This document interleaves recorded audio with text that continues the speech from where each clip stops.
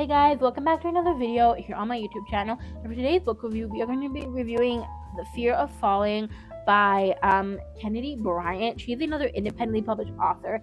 Like I've mentioned, I think in like a previous video, every book I read this past week was by an independently published author, which is so cool. This is another hockey romance book, as you can tell by the cover.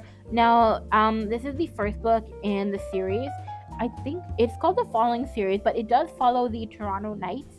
Now I thought the author was Canadian, but I realized there were some American spellings, and then I read the back of the book, and I realized she's actually an American author. So I'm like, that explains the American spellings of some words. But I don't know why. Every time I read a book that's hockey romance and the team is Canadian, I just assume the author is Canadian. So maybe that's on me for making that assumption. I give this book a solid 4.5 stars. Now the writing was a little not my favorite. I think you could definitely tell it was like the first book in a series. I don't know if it was her first book ever. I'd have to look that up. But it wasn't like, you know, but it was still enjoyable. Like the overall story was enjoyable. There were just some moments where I was like, the writing is kind of, I don't know how to say it, but I don't want to like knock an author because I know she's independently published, and I know it's like very difficult to be an independently published author. And I do think I will read the rest of the series at some point. It's just why I didn't give it 5 stars. I overall did like the story. It had no third act breakup. It did have like, so some of the major tropes are forced proximity, and also has like a cute meet cute moment. But like forced proximity, like literally like the major trope I can think of. So it follows Josie Scott, who is a like, she's not really like a reporter, she's more like a journalist / photographer for a magazine called Fusion Weekly, and Wyatt Boone, who is the captain of the Toronto Knights.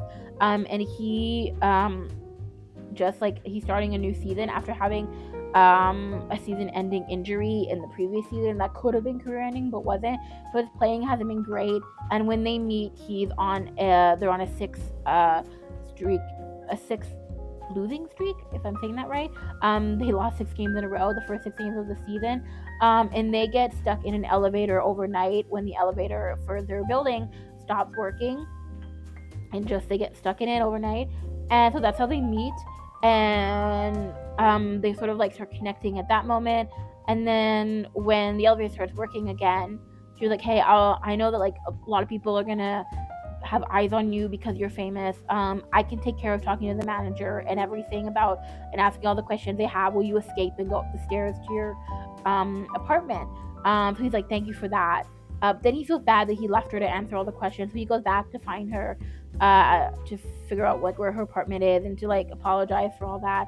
And then they like sort of like have feelings for each other and start dating and fall in love. It's just simple. There's not really any hesitation about falling in love. There's no like question of will they or won't they. It's very like will they the entire time.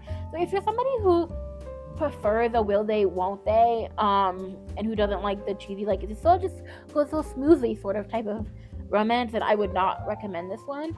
But yeah, it was overall enjoyable. I do think I'll read other books in the series because I do think like it will get better. I just think it wasn't like the writing in some moments. I was like, ugh. I did like the characters, but I was like, ugh. But I enjoyed the book overall. So yeah, 4.5 stars. It's just not super long video because I don't have like a ton to say, and I don't want to like, I feel like I don't want to make videos that like bash an author specifically.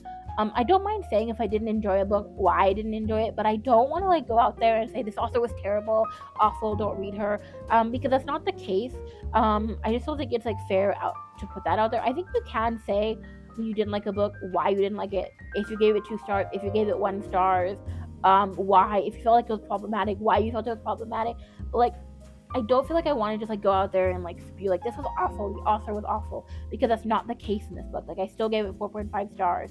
I debated giving it 4 stars, but I was like, you know what? I still liked the characters and the general overall story enough. So I give it 4.5 stars. But yeah, that's all for this video. Not a lot to say on this book. I'm not gonna put it out there as a recommendation just because I don't want people to read it and then be like, oh, why did you recommend this? The writing is meh. But I still enjoyed it. I just, yeah, that's that. I don't want to say like anything else that would be like too bashful, but yeah. If you enjoyed this video, make sure to hit the subscribe button and the notification bell so you never miss another brand new video from me. You can follow me at RomanceBLBD on Instagram and Threads, as well as Romance Boulevard on TikTok. That is all for the video. Bye!